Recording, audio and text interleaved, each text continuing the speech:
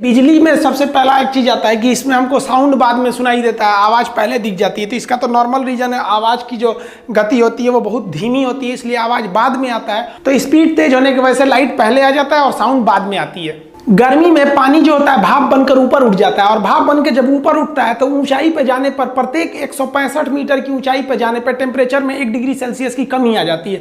ये कमी क्यों आती है आपको ज्योग्राफी में बताएंगे। और ये जब ऊपर जाते हैं तो ये बर्फ के छोटे छोटे टुकड़े का रूप ले लेते हैं, जिसमें आप लोग कई बार देखते होंगे आसमान से बर्फ गिरता है।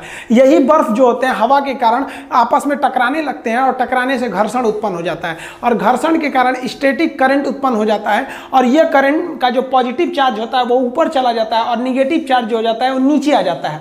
अब ये निगेटिव जो होता है ना, पॉजिटिव को ढूंढता है कि हमको जहां पॉजिटिव मिल जाएगा वहां हम गिर जाएंगे।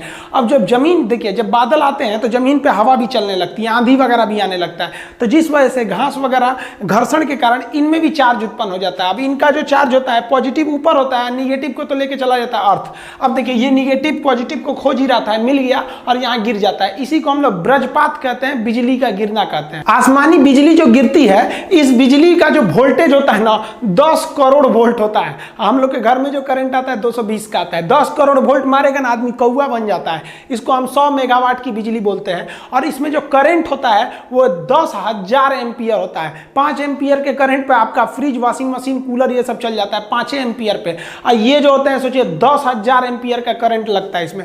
इसमें जो हीट निकलती है वो हीट जो होती है 27,000 से लेकर 30,000 डिग्री सेल्सियस होता है। सूर्य का तापमान जो होता है 6,000 डिग्री सेल्सियस सरफेस का।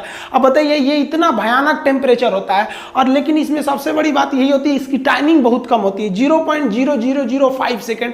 ये मिली सेकेंड में होता है, इतना कम समय के लिए होता है कि ये ज्यादा खतरा नहीं उत्पन्न कर सकता है। अब समझते हैं इसमें आवाज क्यों आती है। देखिए जो लाइटनिंग होती है, ये बिजली होता है, इसका टेम्परेचर तो 27,000 यानी लगभग 30,000 डिग्री सेल्सियस होता है। और हवा में जो बारिश की बूंदे होती हैं वो तो ठंडा होता है, तो ठंडे के पास गर्म चीज को ले जाएंगे तो बहुत तेज आवाज करता है। जैसे गर्म रॉड को पानी में डालिएगा तो बहुत तेज आवाज करेगा। आप इसको किचन में देखते होंगे, तड़का लगाया जाता है ना, जब सब्जी उब्जी को छौंका जाता है तो तेल एकदम गर्म रहता है, और उसमें आप सब्जी डालेंगे तो हल्ला करने लगता है, ये पगला ही का एक डाला है जी, हम गर्म में ठंडा क्यों मिला रहा है, वही आवाज आने लगता है। तो यही जो होता है बिजली जो होता है उसका टेम्परेचर इतना तेज होता है कि वायुमंडल की हवाएं जो होती हैं वो क्या होती है, दूर हटने के प्रयास करती है। क्योंकि जब गर्मी आता है तो गर्मी के कारण हवाएं दूर होती हैं। इसका टेम्परेचर इतना तेज होता है कि वहां पे जो हवा के पास जो नमी वगैरह रहती है उससे उसको वाष्प बना के उसको बहुत तेजी से हटाता है, जिस वजह से एक आवाज उत्पन्न हो जाती है।